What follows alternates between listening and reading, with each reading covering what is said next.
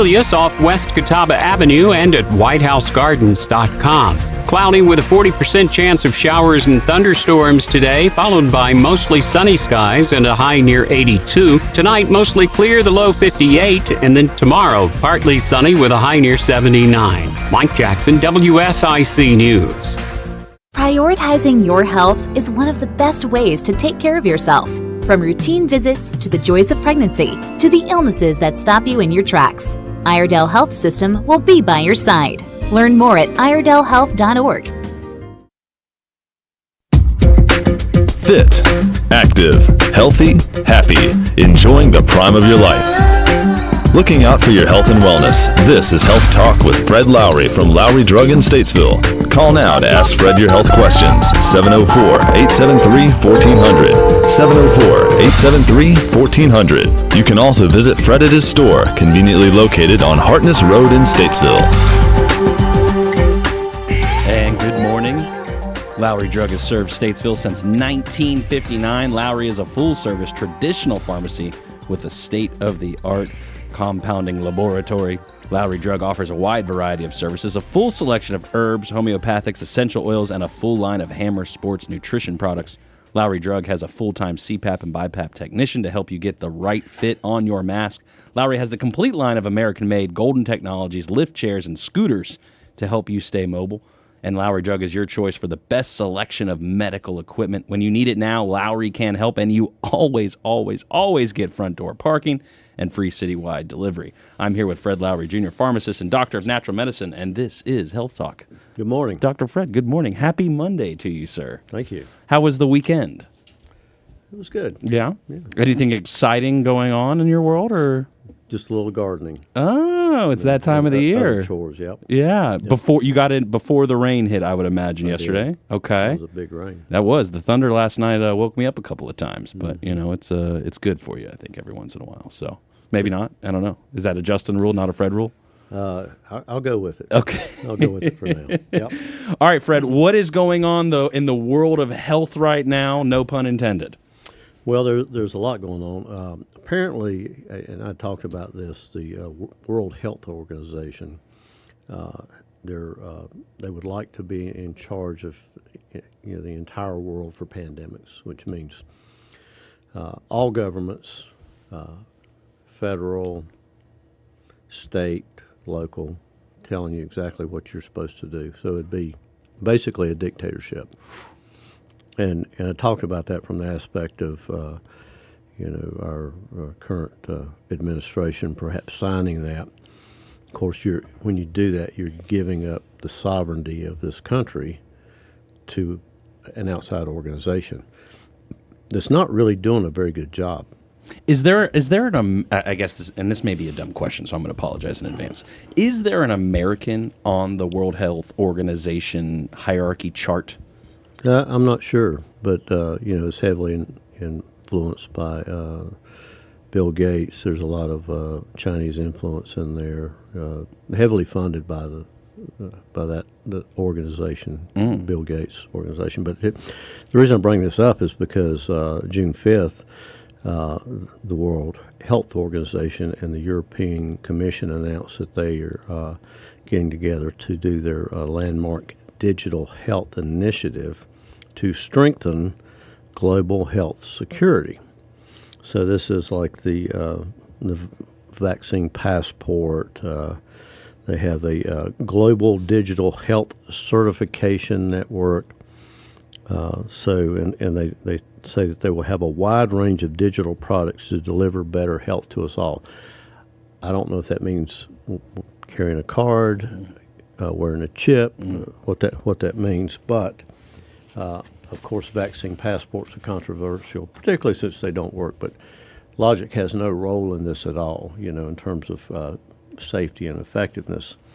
So, they called the COVID vaccines leaky because they didn't really give you a lot of protection. Do you think this opens? I mean, because what makes me nervous is really ultimately, like, let's say you don't get a particular vaccine and you end up in one of these countries. Is the thought that like you'll be criminally penalized at some point if you don't get in line? Is that really what the take is? You think in the long term, or where do you think we land with that? This is a random question. Well, there's all kinds of ways to penalize people, and it doesn't have to even be criminal. I mean, you can limit their freedom to move about the country. This is once this is signed, my understanding is it can't be changed because it deals with international treaty, not local laws, and international law supersedes our country's laws. So we would say, well, we're not going to do that. Well, our country wouldn't do that. In my opinion, that anybody that signs over our country to this type of organization, that's treason to me. I have a hard time imagining that there wouldn't be like riots out there, right? Like if the president of the United States would say, "Okay, we are giving away everything to the World Health Organization," do you think people would actually be okay with that in their house? There's no way. But you got to remember that we've been forced to do things, and things have been. I think we've been bamboozled to do things. Influenced because of big money. Sure. And case in point, all the woke corporations that are doing things that really don't make them money. Budweiser as an example. But and a lot of people already know this, but the reason for that is something called environmental and social governance. So it's a thing the bankers have set up to rate companies based on their environmental situation and their social contributions and governance, and it's tied to money, to loans. So you get these ratings for your corporation, big corporation, based on how well you promote some of this woke ideology. It's always tied to money, though. I mean, it's always going to be tied to the money. Yeah, well, it is, but the point to this is, I mean, I do have concerns that we'll end up in this WHO contract. This is why elections matter, Fred. Elections matter. Well, I'm sure they do. I have no question about that. It's just, it goes back to how you count the votes too, I guess. Now you're talking about the election process matters. Now we're getting even deeper today. Yeah. It's Monday. I haven't even had a second cup of coffee. So anyway, I just want to make people aware that did happen in the European Union.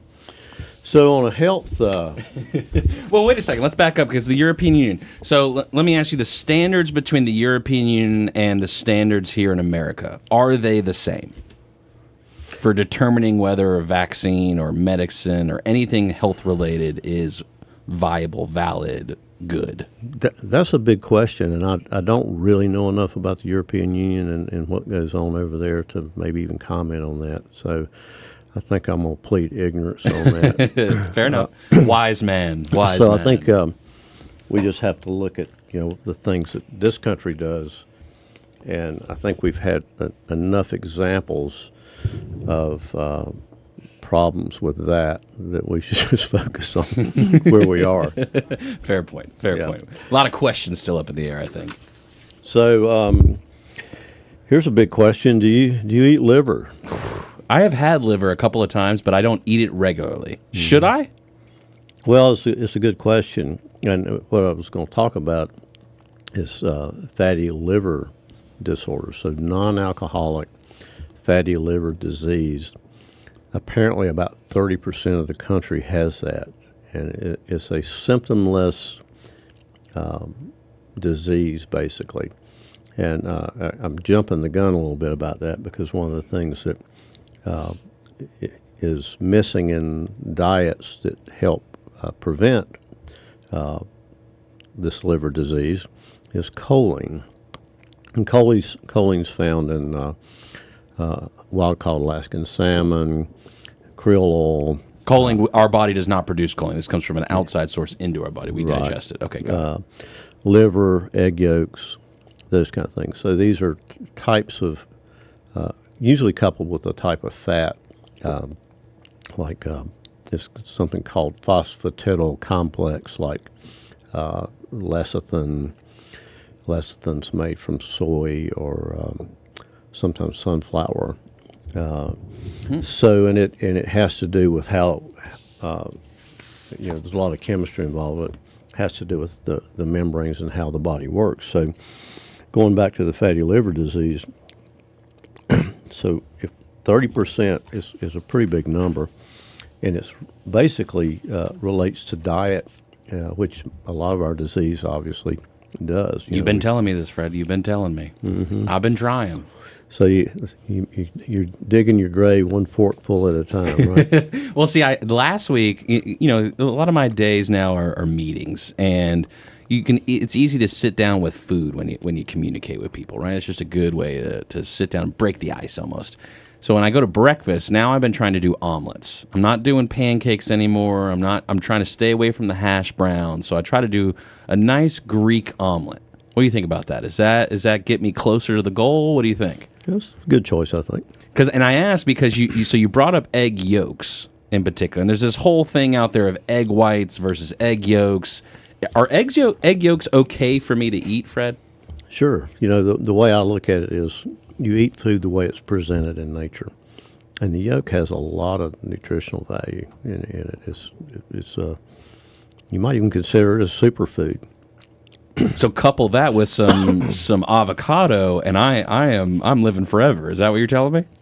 Well, sure. Yeah, you're going to live forever. That's for another. As long as you listen to what I tell you, right? That's right. Stay alive with Fred. These statements have not been evaluated by the FDA, by the way. Fair enough. So the fatty liver disorder,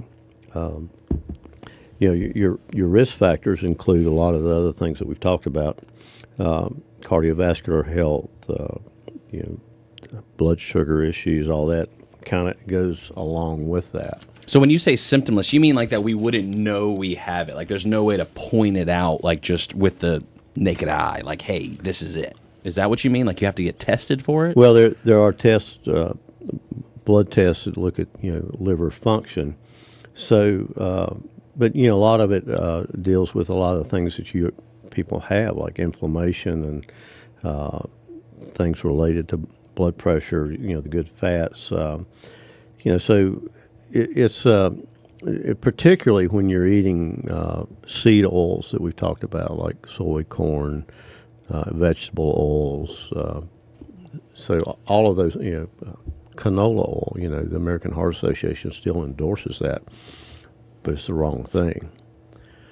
So you got to remember all these big organizations are funded by industries to promote their products, and they're back not, to the dollar. They're not necessarily what's important. But coconut oil, you said, is the best of is that the best of the options if we're going to use a particular oil, or what should we use instead of oil? Coconut, olive oil. Okay, olive oil. Some people use avocado oil. Avocado oil, I've seen that. So it brings up how would you cook chicken livers? Okay, so how would we cook? What about the air fryer? I've heard great things about the air fryer. I have too. I don't have one of those, but let's get you an air fryer, Fred. Let's put one on the table. We'll do a ninja show, whole thing. I'm not an appliance guy. No? I figure real food, real heat, not microwaved. Fred, I don't know why, but I could visualize if you're like on a long weekend camping and then like you're just in front of a fire, fresh meat. I mean, I bet you do like Korean barbecue in the wilderness. Is that something you would do? I have not done that, but I have cooked over I bet you have. Okay, sorry, go ahead. So, liver, as an example, has a lot of vitamin A. There's some people that would have a negative view of that because it can be toxic, but if in too much. But it's very unlikely that anybody's going to eat so much liver that they're going to get toxic on vitamin A. It has B vitamins, folic acid, a usable form of iron, copper, zinc. A lot of nutrients in this organ meat. Probably, the mildest livers are chicken livers, but the calf liver might be a good choice from Well, and terms that's of what I was going to ask toxicity. is, like, so when I go to the grocery and I see liver, right? I see liver in the packaging, and I'm not the best about looking up, am I in the pork section or the beef section and all that? So what type of liver, which animal would you recommend? If we're going to eat a bunch of liver, which one? Well, I'm not the expert on that, but what I read is calf liver. Calf liver is the one. Because it's grass-fed, Okay. basically. Okay. Yeah, Do you so do you like liver? I do. I'm not as fond of calf livers. They're stronger, but I do like it if cooked properly. Yeah, as they say. The only time I think my most experience with liver has probably been with fishing, like using chicken liver as part of Right. fishing expeditions. So Well, there's a yuck factor to it, for some people, and a lot of people view it as eating a filter. It's not a filter. It's an organ that processes chemicals in the body, basically, and it's pretty amazing because it's said that if you have to have part of it taken out, it can regrow itself. really, I hope I don't experience that. But for Me those that either. have to experience it, I guess that's a positive. Me either. So the nutritional factor there is, staying away from bad fats. You can get products that have choline in them. So And you want that? you do. There's some people that have chemists, PhDs in nutritional science, that speculated that one of the real problems, well, they're twofold. Is one is these seed oils that we're getting that are not good for us and not getting enough choline. Because sometimes egg yolks have been villainized because of the cholesterol that's in them and all that. But your body makes cholesterol based on a need. So if you eat, generally for the most part, most people, if they eat more foods with cholesterol, the body backscales its production of cholesterol. So it makes cholesterol because of a need. It's not a bad thing. Cholesterol doesn't come just from outside sources. Our body actually makes it, so thus it's probably pretty valuable to the body in some way, shape, or form, I would guess. It is. Yeah. It certainly is. The good and the bad cholesterol, right? We've talked about that a couple of times before. Not calling it bad cholesterol, it's just a different kind of cholesterol. Yeah. So it's okay to cook stuff like this in the skillet, but you're not using high heat. You're using a quality oil that's not going to oxidize when it's heated. So it's the hard frying. Like stir fry as an example. The temperatures don't get very high. Keep it low. Yeah, you keep it low, and there's nothing wrong with that. But I don't use oil in my stir fry. I just dump a bunch of soy sauce in there. Is that okay, or is that is that a good substitute? I think a better substitute might be balsamic vinegar. Ooh, I've not tried stir fry with balsamic vinegar before. What about just like taking the white shrimp sauce and just using that all over? Is that okay? Is that What is in that? given that it's a white sauce, I'm going to guess it's a mayo base. If I had to guess, I don't know actually. To be honest with you, I've never made it at home. I've never made a homemade version, but it's a white sauce, so I'm going to guess mayo. Probably. Yeah, is that a safe rule of thumb? Probably not. Probably not. Unfortunately, some of those are made with oils that are not really good for you. Yeah. Even our southern favorite, Duke's mayonnaise, doesn't have the a great oil that it's made from. Some people make their own mayonnaise. I have seen mayonnaise with olive oil based mayonnaise. Have you seen that in the store recently? I think is it Hellman's? Is that how do you pronounce it? Hellmines? I don't know how to pronounce the brand on that. Yeah, I wonder about the flavor of that because some people wouldn't really like that too much. But it's all about the flavor. Another thing that hit the news a couple weeks ago, kind of interesting. This is related to the COVID shots. Is that a microbiologist has discovered DNA in those shots. So it's supposed to be just messenger RNA. So, but it has both in it. More messenger RNA than DNA. And of course, all these are packaged in these forms that are made to carry that into the body and into the cells to protect it. So this is a pretty big potential problem, depending on the product that you get and how much. But so what that means is DNA can actually get into your own cells. Start changing us? Well, sure. Yeah. At least our DNA. I mean, in negative. That's how genetic modification works. You know, they put DNA into the inside a cell, and they have basically fluorescent type markers on it, so they know which ones affect that organism, and then they keep growing those and reject the other ones. But the way they make these shots, and the more we learn about it, is they make them in E. coli bacteria. Mm-hmm. So they're basically growing these viruses in other living tissue. But then they have to separate the RNA from the DNA and everything else, and they can't do it.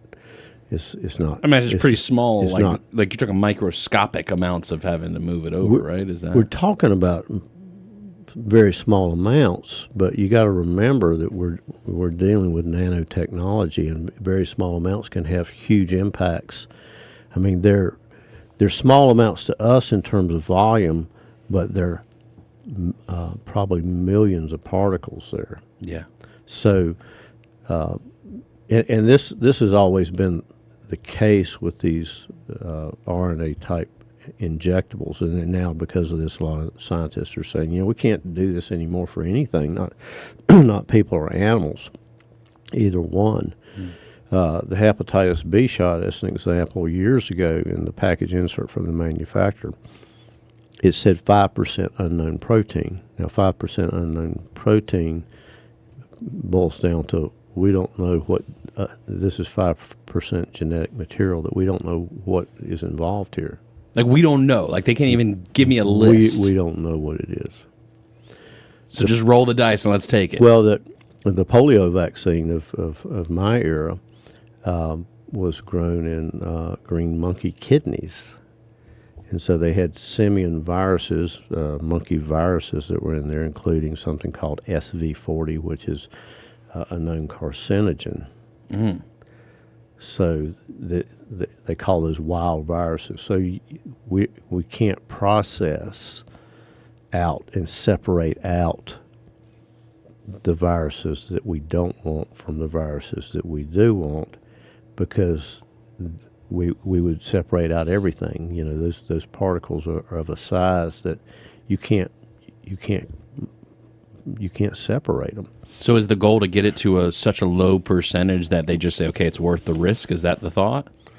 I don't know what their thought process is on that, other than we're going to make a product that we hope is going to work. Sure. But it's a problem. It's a big issue. One of the things that is part of that package, if you will, that carries the messenger RNA or the DNA is from propylene glycol. And interesting thing about that, we've run across people that are sensitive to propylene glycol, and in our compounding lab we make products that don't have that. But I was really unaware of how much of that is in all the pharmaceutical products. So I think there's probably an accumulation of that toxin in the body for people that are taking a lot of pharmaceuticals. I mean, and so it just makes me wonder about with the packaging using that, how that impacts and maybe combines with some of that other stuff that's in our body. It's just many questions, but I think me personally, I will be certainly avoiding any genetic interventions. I'm gonna just keep the genes I've got, I hope. I'm gonna follow your lead on this one, Fred. Question for you: the carbon fiber scooter that we had spoken about, is it still available, or did it? We actually don't have that right now. Okay, yeah. It's gone. People missed their chance. They did. It was a prototype. But, I tried to tell everybody, you got to get out and get the scooter before it's gone. And it's gone now. You didn't come get it. No, I know I didn't come get it. But next time, I'm going to drive one with you. We'll, Okay. we'll race down Hartness Road. Come see us. Yeah, Health Talk is brought to you by Lowry Drug. I'm here with Fred Lowry Jr. Call 704-873-2247.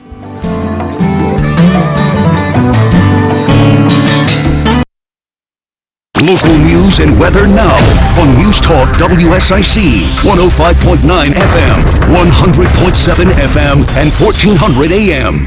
I'm Mike Jackson, WSIC News. Iredell County Parks and Rec Department will close Jennings effective July 1st.